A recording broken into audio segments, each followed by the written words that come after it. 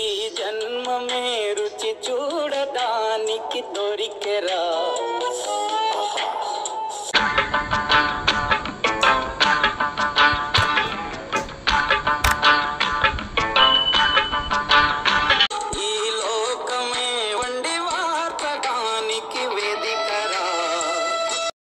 Hi friends, ఎలా ఉన్నారు? అందరూ బాగున్నారా? ఈరోజు నేను చిక్కుడుకాయ కర్రీ చేస్తున్నాను. ఇదైతే అందరికీ అవైలబుల్లో ఉంటుంది, చాలా మంచిది కూడా, చాలా టేస్టీ కూడా ఉంటుంది. మిర్చీలు వేసి చేస్తున్నాను. మిర్చీలు వేసి చేసుకుంటే ఇంకా చాలా బాగా టేస్టీ ఉంటుంది. ఇప్పుడైతే మనం ఎంత క్వాంటిటీ అయితే చిక్కుడుకాయ తీసుకుంటామో దానికి తగిననైతే మిర్చీలు కట్ చేసుకోండి. మీరు స్పైసీ ఎక్కువగా తింటే ఎక్కువ మిర్చి కట్ చేసుకోండి.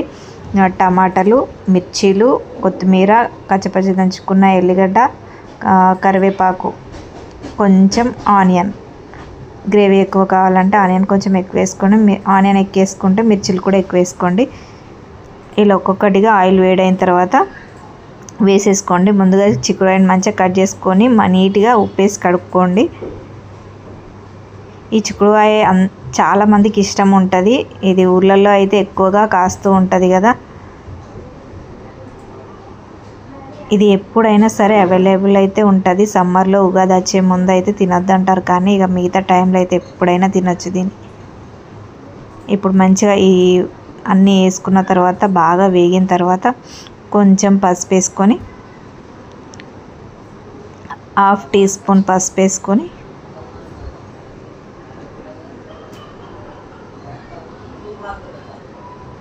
చూడండి బాగా వేగిపోయింది. ఇది 1/2 టీ స్పూన్ పసుపు వేసుకొని బాగా కలుపుకొని ఇందులో చిక్కుడుకాయని వేసేసుకోవడమే.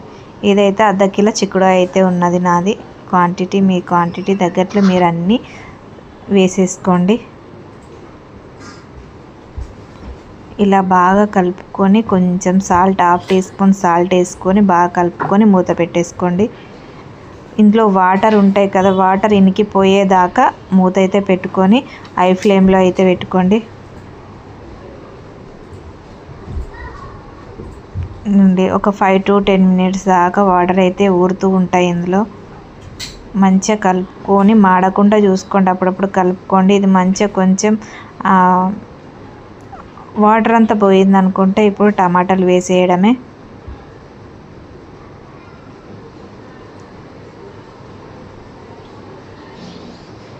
మనకు ఖర్చు లేకుండా చాలా ఈజీగా కాసే చిక్కుడుకాయ కదా ఇది. ఊర్లలో అయితే మాకైతే ఇక్కడ కొనుక్కుంటేనే దొరుకుతుంది, కానీ ఊర్లలో ఎక్కడైనా సరే ఎవరైనా సరే ఇలా వేస్తే అలా పండిపోతుంది ఇది. ఇలా తగినన్ని టమాటాలు వేసేసుకొని మళ్ళీ దీనిపై నుంచి సాల్ట్ వేసేసుకొని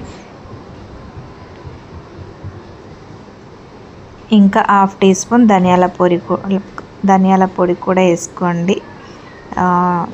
ధనియాల పొడి లేదంటే కొత్తిమీర కూడా వేసుకోవచ్చు, కానీ ధనియాల పొడి ఉంటే కొంచెం గ్రేవీ లాగా చాలా బాగుంటుంది. ఇలా వేసుకొని మనం ఒక 5 minutes మళ్ళీ మీడియం ఫ్లేమ్లో, మాడకుండా చూసుకోండి, మీడియం ఫ్లేమ్లో పెట్టుకొని మూత పెట్టేసుకుంటే మంచిగా ఉడికిపోయేదాకా అయితే ఉంచుకోండి. కలపకూడదు. టమాటాలు వేసిన తర్వాత కలిపితే తొందరగా స్మాష్ అయిపోవు టమాటాలు. ఇలా మీ పైనుంచి వేసి మూత పెట్టేసుకొని ఒక 5 minutes మీడియం ఫ్లేమ్ పెట్టుకుంటే చాలా బాగా ఉడుకుతాయి. ఇలా స్నాచ్ చేసేసుకొని మిక్స్ చేసేసుకోండి. ఇలా మిక్స్ చేసుకున్న తర్వాత మళ్ళీ ఒక 5 minutes లో ఫ్లేమ్లో పెట్టుకుంటే మన చిక్కుడుకాయ రెడీ అయిన. ఇంకా అంతే, ఒక లో ఫ్లేమ్లో ఒక 5 minutes ఉంచేసుకొని మళ్ళీ లాస్ట్లో కొత్తిమీర వేసేసుకోవడమే.